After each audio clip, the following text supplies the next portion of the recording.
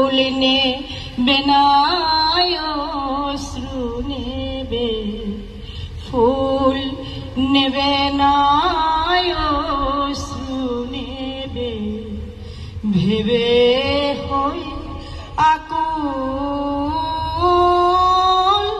নয়ন ভরা জল গো তোমার আঁচল ভরা ফুল। ফুল যদি নেই তোমার হাতে, জল রবে না নয়ন পাতে। ফুল যদি নেই তোমার হাতে, জল রবে না নয়ন পাতে। জল নিলে গো ফুটবে না, জল নিলে গো ফুটবে না প্রেমের মুকুল নয়ন ভরা জল গো তোমার আঁচল ভরা ফুল।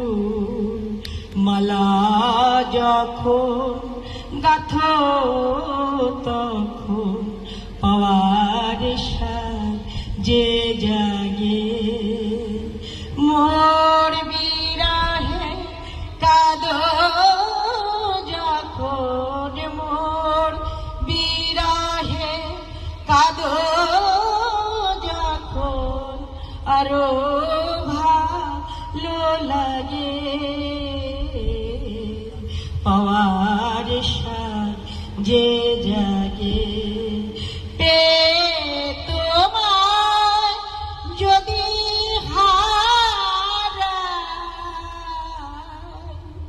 দূরে দূরে থাকি গো তাই।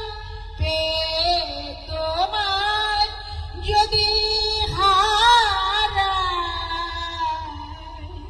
দূরে দূরে থাকি গো তাই।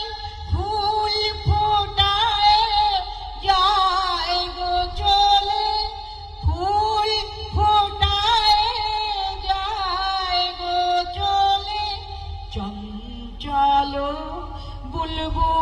বুলবুল নয়ন ভরা জল গো তোমার আঁচল ভরা ফুল। সুধী মন্ডলী প্লিজ। সুধী মন্ডলী, 1908 সাল এটিএন বাংলা থেকে একটি ডকুমেন্টারি ফিল্ম তৈরি করা যায় কিনা, এই জন্য আমি গেলাম আবুল কালাম মোহাম্মদ জাকারিয়ার কাছে, বাংলাদেশের অন্যতম শ্রেষ্ঠ প্রত্নতত্ত্ববিদ।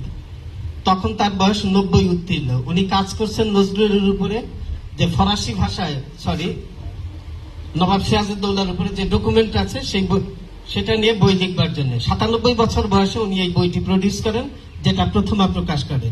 আমি অনেক খোঁজাখুঁজি করে ওনার বাসায় যখন পৌঁছালাম তখন 1:30 থেকে 2টা বাজে। বাসায় নক করলাম, আবুল কালাম মোহাম্মদ জাকারিয়া দরজা খুললেন, বললেন যে কি চাই? আমি বললাম আপনার কাছে এসেছি। উনি আমাকে বললেন যে এই সময় কেউ কারো বাসায় আসে? উনি দরজার ভেতরে, আমি বাইরে, উনি ভেতরে ডাকছেন না। আমার রক্ত হিম হয়ে গেছে। কয়েক সেকেন্ড আমাকে জরিপ করে ভেতরে বললেন যে আসো।